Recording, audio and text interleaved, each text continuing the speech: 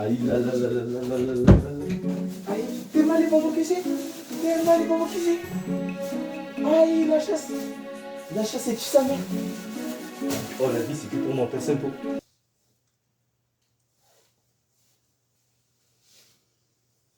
Bah, wesh. Ah, en plus, ça tourne. Euh, Voilà, bon. Je savais pas que ça tournait. Vous allez bien? Tranquille? Bon, ben, vas-y, on va s'installer. Hein. Yo les gars, c'est Wimam, j'espère que vous allez bien. En tout cas, moi ça va super. Aujourd'hui, vidéo spéciale. Et oui, celle-là elle est spéciale. Vous savez pourquoi? Parce qu'aujourd'hui c'est Halloween. T'as vu Théma? Je suis en costume, par les fous, par Squid Game, par Casa des Papel. T'as vu la petite capuche, t'as capté? Voilà. Et qui dit Halloween dit histoire d'horreur. Du coup, on va lire des threads d'horreur sur Reddit. Voilà. On va aller réagir, on va donner notre avis, on va... Voilà, t'as capté. Je dis beaucoup t'as capté en fait. Bon. Pendant ce temps-là, n'hésitez pas à liker, à partager la vidéo, à vous abonner sur ma chaîne YouTube et à mettre la petite cloche de notification pour ne pas rater les prochaines vidéos. Tu connais déjà la recette.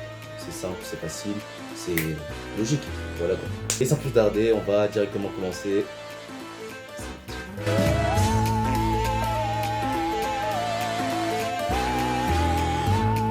Donc les gars, on va lire des histoires d'horreur. Plus précisément, on va en lire 3 sur Reddit. Voilà, 3 que j'ai trouvées et qu'on va lire ça ensemble. Et après, on va réagir, on va donner notre avis et machallah. Voilà, voilà.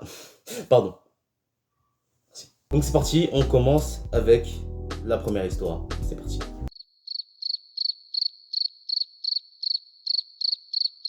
J'avais 7 ou 8 ans au moment des faits. J'avais ma propre chambre et je dormais plutôt bien. Un jour, j'ai eu connaissance du monde paranormal, ce qui m'a empêché de dormir aussi sainement qu'avant car j'étais très jeune et ce genre d'histoire me faisait facilement peur. C'est à cette époque que j'ai arrêté de me tourner vers le mur en dormant. Un peu plus tard, il commença à se passer un événement qui n'allait pas améliorer ma qualité de sommeil.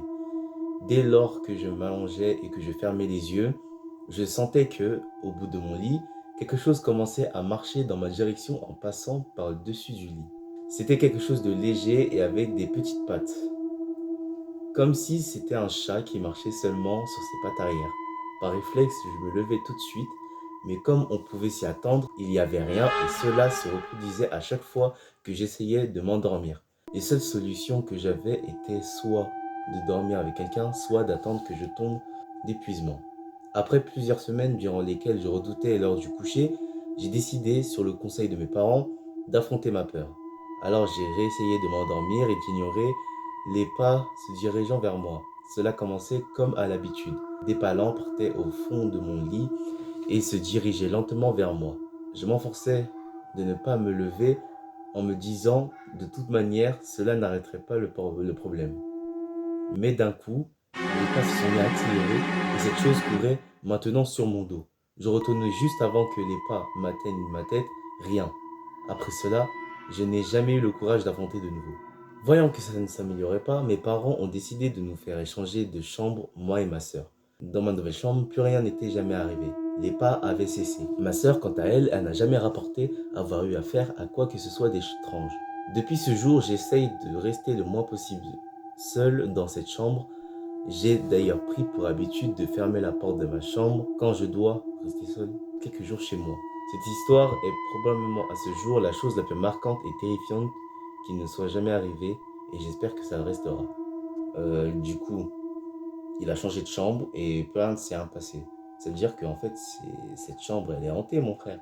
Il faut appeler un exorciste, dire mettre de l'eau, t'as capté, mettre du sel aussi. Et s'il se passe un truc paranormal, eh ben vous déménagez, c'est simple, voilà. Vous déménagez, c'est simple comme bonjour, mais ça peut pas être difficile comme bonsoir, parce que c'est chaud de dire bonsoir des fois quand c'est le soir et tout, t'as capté, voilà. En vrai, l'histoire était cool. L'histoire était cool. Une petite histoire paranormale, en vrai, il est bien. En vrai, il est bien raconté. Donc, ouais, c'est pas mal. Good job. Donc là, on va passer à la deuxième histoire. C'est parti.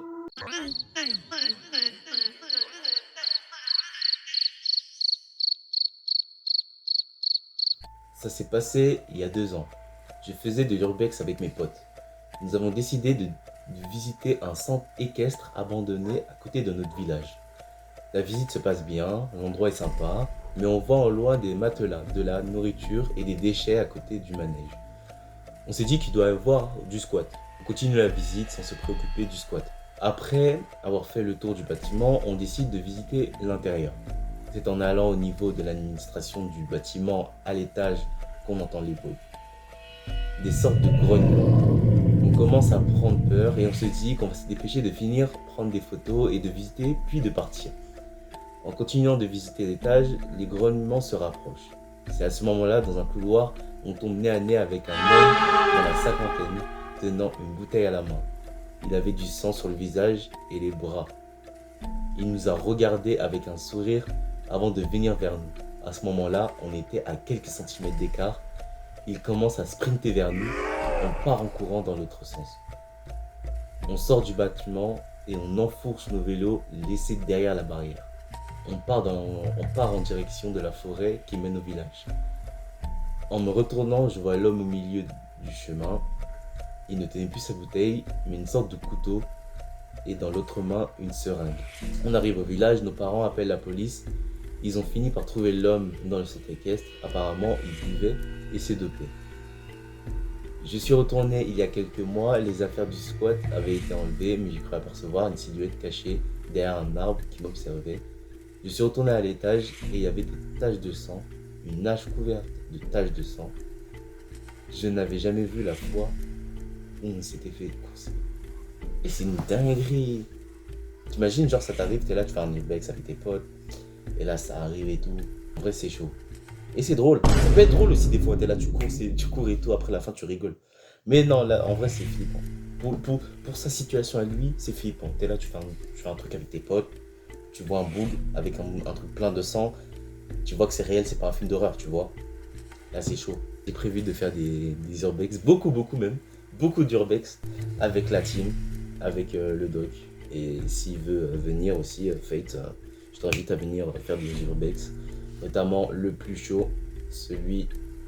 Je dirais pas, j'aurais dit, ah bah non, sinon ça compte pas, ça compte pas. Bon allez, on passe à la troisième et dernière histoire, le cri de l'horreur.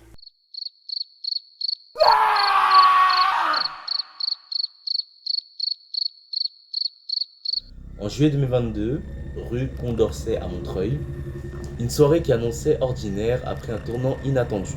Il était près de minuit, je regardais un film d'horreur confortablement installé lorsque tout a basculé. En plein milieu du film, un cri terrifiant, strident, déchira la nuit. Au début, je pensais que ce hurlement provenait du film, mais il persistait, même lorsque la scène suivante n'avait plus rien à voir avec la tension précédente. Intrigué et de plus en plus inquiet, j'ai mis le film en pause. Le cri à l'extérieur était réel et encore plus glaçant. Sans réfléchir, j'ai saisi le plus grand couteau de cuisine que je possédais, prêt à protéger cette femme en détresse. J'ai dévalé les 2 étages et me suis précipité dehors. Là, sur le trottoir d'en face, un attroupement s'était formé. Une femme assise près du sol, les mains couvertes du sang, semblait en état de choc. Je me suis approché, mon cœur battait à tout rompre, a été recouverte d'une couverture. Et juste au moment où je penchais vers elle, un nouveau cri, cette fois plus intime et profond, se fit entendre. Un nouveau-né venait de naître sous mes yeux. Elle accouchait, là, en pleine rue. Son compagnon était à ses côtés, visiblement pris de court.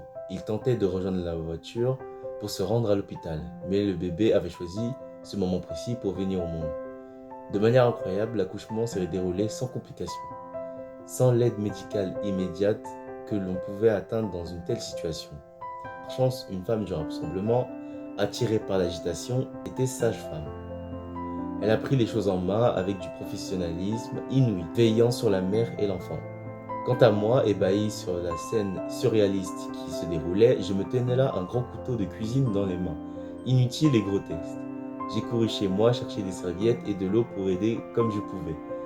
Puis, après que les urgences furent contactées et que la situation fut sous contrôle, je me suis retiré, laissant la sage-femme et le couple s'occuper de leur nouveau-né. Avant de partir, le compagnon, encore sur le choc, mais reconnaissant, a insisté à prendre mon numéro. Une semaine plus tard, il m'a appelé pour me remercier et me rendre mes serviettes. Ce dîner ensemble a permis de boucler cette histoire de la plus belle des manières. Le bébé et la mère étaient en parfaite santé, ce qui avait commencé comme un moment d'horreur avait fini en joie et en célébration. Waouh, incroyable. Incroyable. Non, par contre, il a pris le couteau comme si en mode. Il y avait une sorcière qui allait venir l'ensorceler là en mode. Non, en vrai, non. Il a raison de prendre quelque chose pour se défendre. Voilà, il savait pas c'était quoi.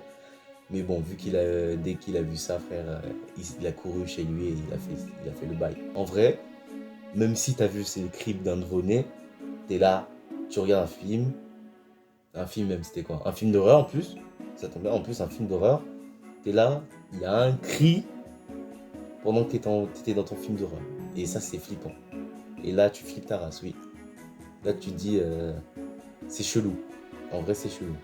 Bah, incroyable l'histoire. Le cri de l'horreur finit par le cri de la joie, le cri de l'accouchement, si tu vois ce que je veux dire. Bon, allez. Par contre, ça commence à casser les couilles, en fait, ce truc de merde. Bon, les gars, c'est la fin de cette vidéo. Voilà, on a réagi, on a lu 3 histoires d'horreur. Voilà, c'était bien. Bon, les histoires d'horreur, ils étaient pas très horreur, voilà. Enfin, surtout le dernier, le dernier était vraiment pas très horreur. Sinon, les autres, c'était un truc qu'ils avaient déjà vécu. Pas forcément de horreur, horreur en mode ensorcellement, rituel, t'as capté, t'as vu? Voilà, c'est la fin de cette vidéo. N'hésitez pas à liker, à partager la vidéo et à vous abonner sur ma chaîne YouTube. Et les gars, c'était vous-même et je vous dis bye bye et joyeux Halloween. Et prenez des bonbons. Et après vous les graillez, vous donnez pas à vos petits frères et vos petites soeurs. Allez.